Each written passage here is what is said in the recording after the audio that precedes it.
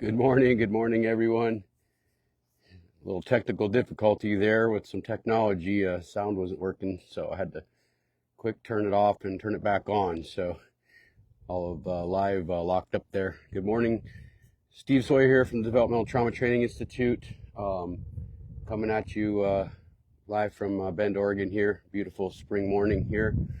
And wanted to continue from the conversation I had last week about the attributes of childhood trauma and the hypoarousal system and depression, shame, those kinds of impacts that come from ongoing acute stress, ongoing child programming of developmental trauma experiences that can lead to other attributes in the nervous system that are harmful and everlasting for a lot of people. I talked about depression pretty thoroughly last week, waking up the nervous system.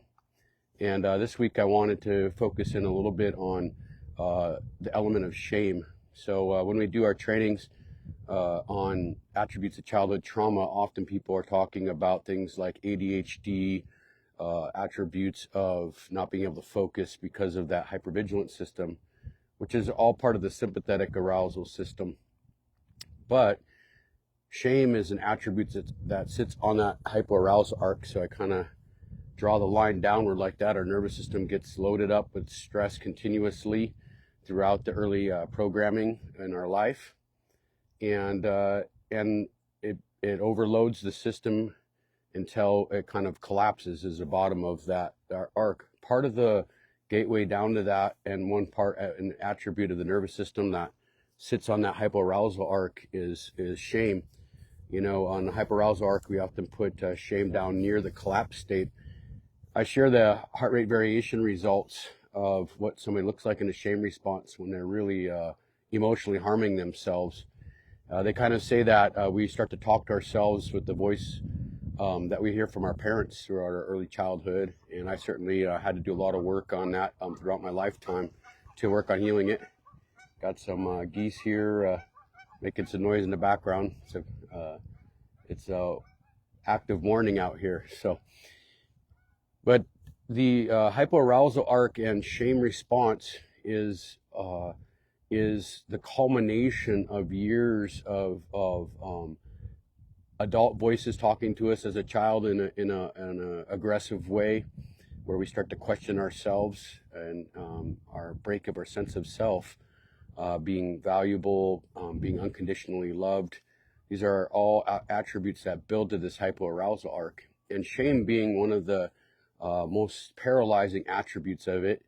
Carl Jung says that shame is a soul-eating emotion, and it's pretty harmful in terms of the day-to-day way we talk to ourselves and how we kind of continue on self-attack after childhood attacks, of messaging, of making mistakes, etc. So for a child of trauma, when parents are aggressive in nature and they attack us, we basically absorb that dysregulation as a child, and we attack ourselves with it. So I have some quotes and writings on my Steve Sawyer LCSW.net website that talk about shame in a detailed way.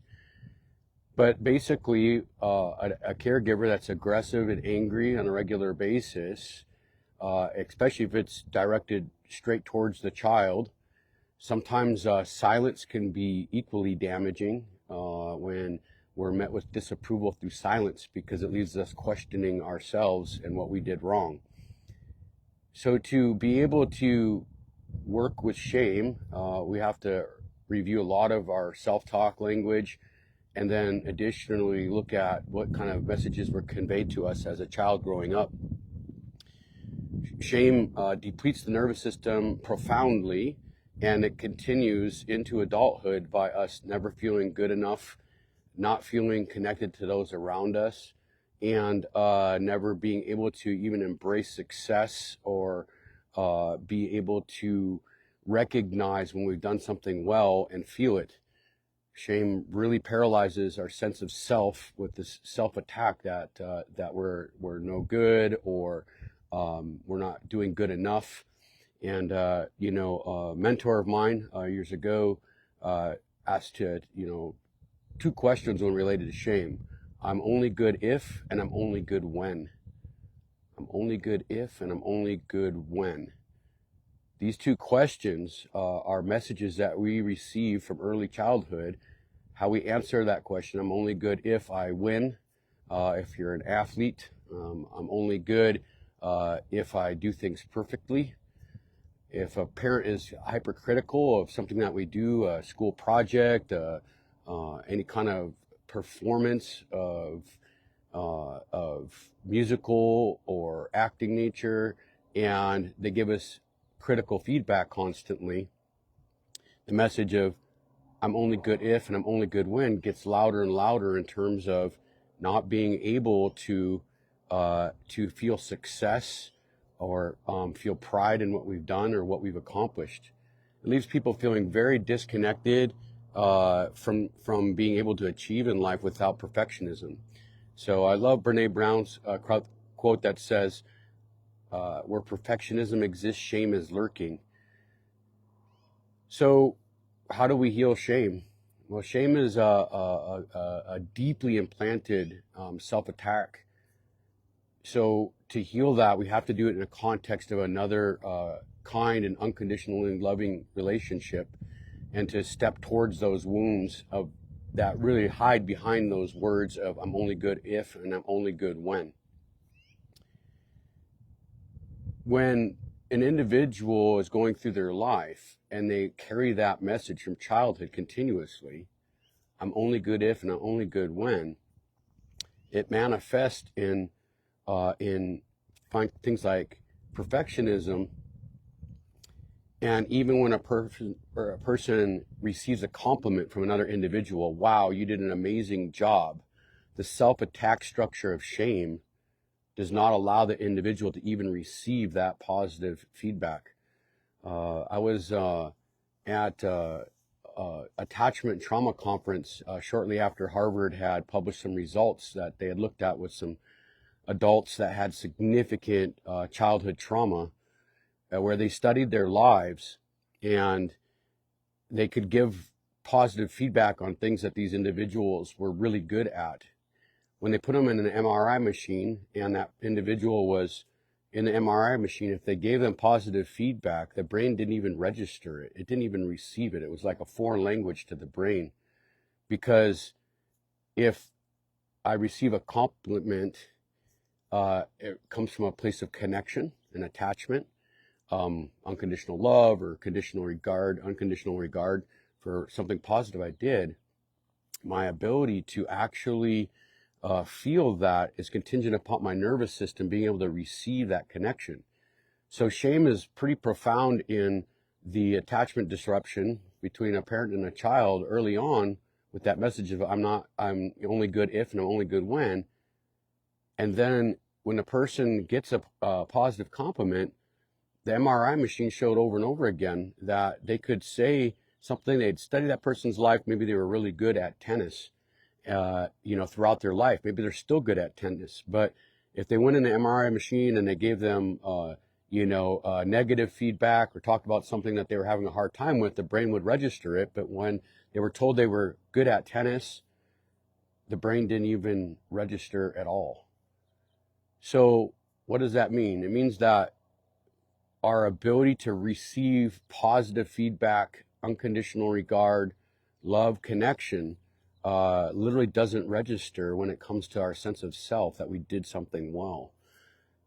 A lot of the developmental trauma work that's really deep in nature has to focus on the recovery of the sense of self, and the messages that were given along the way that disconnect us from our sense of self. And a lot of individuals' disconnection from their sense of self comes from this element of not being able to be good. I'm only good when.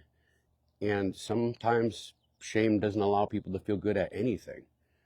It can go through life, accomplish things, get degrees. You can have a successful business. You can have a beautiful family. And in the end, not feel deserving of it because I'm not good enough for that. So shame is a deep paralysis that happens in the nervous system. Working on a book, Shame, the Land Between the Living and Dying. And shame itself will leave a person feeling empty throughout their entire life of anything that they accomplish, anything that they're successful with, and ultimately can paralysis people into this hypoarousal arc where people give up on life. So how do we work with this? Well, first of all, we have to prevent it being passed on. I love the quotes about generational trauma being healed when one person has the strength to face it and heal it for the future generations. So to be able to talk to our children, giving them constant positive regard, even if they just tried and they made a mistake, if they weren't perfect, not providing critical feedback, because as a child, when you're so innocent, that negative feedback very quickly gets absorbed into self-talk. So to prevent people from being trapped in this throughout their lifetime, we have to, as parents, be very careful about shielding our next generation, our children, from that critical feedback. How do we heal ourselves? Well, it's a journey to get there. To answer those questions, first of all, I'm only good if and I'm only good when. To learn and to get to know that inside of us, to be able to recognize it when it wells up, when we're being critical of ourselves. It also manifests in being critical to other people constantly. So to be able to be heart-centered and compassionate with another person is one thing. To be compassionate with ourselves is another. To be compassionate with ourselves, it takes practice. Shame is a deeply embedded neurological experience, and because it was programmed so early in life, it takes a very strong discipline of recognizing how we talk to ourselves, those patterns of messaging we got when we were a child. I'm only good if and I'm only good when, and then being able to, in that moment, come back to our heart center. I've been talking about that a lot on the Facebook Lives, and practice self-compassion. I tried, I did my best, and being able to practice a different experience instead of being critical, to be able to practice being compassionate with our own self. When it's really deeply embedded, oftentimes, there are therapeutic models that can address shame and dig into it so it doesn't paralysis our life. But in the end, it's a discipline, again, to get free of self-critical talk, and getting into I'm good enough when I did the best I could. I am good enough is a whole different experience for somebody who has been given constant feedback in that negative way of self-attack. And it begins with a parent attacking a child at vulnerable moments. And to be able to counter this, some of the heart breathing that I focused on in here, but ultimately practicing a discipline of watching how we talk to ourselves in our own heads, and then being able to work on flipping that script. It's very deeply neurological, so therapeutic intervention can make that go faster. But throughout time for me, even personally, it took a lot of work of monitoring how I'm feeling about myself and noticing it in my body. Ultimately, shame depletes and depresses the nervous system. So to be able to counter it when we make mistakes, that self-compassion, we have to first come to that place and practice it towards ourselves, and then be able to move on from that. And after discipline, we can work on rescripting this deep generational imprinting of trauma and shame messaging. For those of you that are going to be on that battle and on that journey, myself and one of my colleagues, Josh Delahan, are building a really good online course right now. Very thorough, deep dive into shame and the various kinds of shame, toxic shame versus some of the healthy shame responses that can be there. And then also the ability to go in and focus inward and learn where these messages came from and being able to release them. So keep an eye out for that. We're planning on recording that here this early summer, and I've been building it over the last half a year here or so. the last thing I'll leave you with is an experience I had with an elder, Lou Redman. I'd made a mistake, and when I was being really self-critical, he saw that. And when he came up to me, he grabbed me by the shoulder and he turned me around and with his hand, and said, "Be gentle on yourself." And it didn't really hit. Again, the implanting of me of not being good enough, or me being so hard on myself when I make a mistake, was so deep. The first time he said it to me, it didn't even really register. And I was walking away, he grabbed me again and turned me around and had me face him, and he said again, "Go easy on yourself. Go gentle on yourself." And I kind of started to feel it. I felt it in my heart a little bit. He was giving me unconditional regard for a mistake I had made, and I couldn't really quite fully feel it yet. As I was walking away the third time, he grabbed me again, and he was an Army general, a veteran, grabbed me real firm on the third one and turned me around, and he said, "Be gentle on yourself." And he pointed right at my heart and he said, "You deserve it." And so I share that story because to be able to be gentle on ourselves and understand that we deserve it is it's a heart-based journey. It's a massive nervous system programming that we get from early in life that requires us practicing a discipline of being gentle on ourselves and understanding that you deserve it. To not have to live in a place of perfectionism, self-critical thought, if only I did this, or if only I did that, the could have, should have's that we live with in our minds, to study that and then practice that self-compassion, be gentle on yourself, you deserve it. So I'll say about that much this week, talking about shame. Keep an eye out for our course that we'll be doing there. There's going to be a self-study section in there that you can go through on your own journey. But ultimately, shame is best when it's shared with the empathy of another. Brene Brown talks about 3 key ingredients with shame: silence, secrecy, and judgment. So when people in our childhood met us with silence, it leaves us questioning what we did wrong and what's wrong with us. Secrecy, so keeping secrets, because a secret is held nervous system energy that we did something wrong, or some kind of secret in our family. And judgment, so a parent being judgmental of a child, are those 3 key ingredients are what builds shame. And Brene says that if we take it in shame and put it in a petri dish and we douse it with empathy of another person, that it quickly dies. So sharing our secrets, practicing not being judgmental on ourselves, and using our voice and talking with people about the things that are vulnerable are all ways to move shame on. So I'll share about that much for this week, practicing not being silent, not being secret, and not judging ourselves. In the process of doing that and sharing that with other people, we release that shame and reestablish connection to other people and to our sense of ourselves. And in that, we don't have to be paralyzed by shame throughout our entire lives.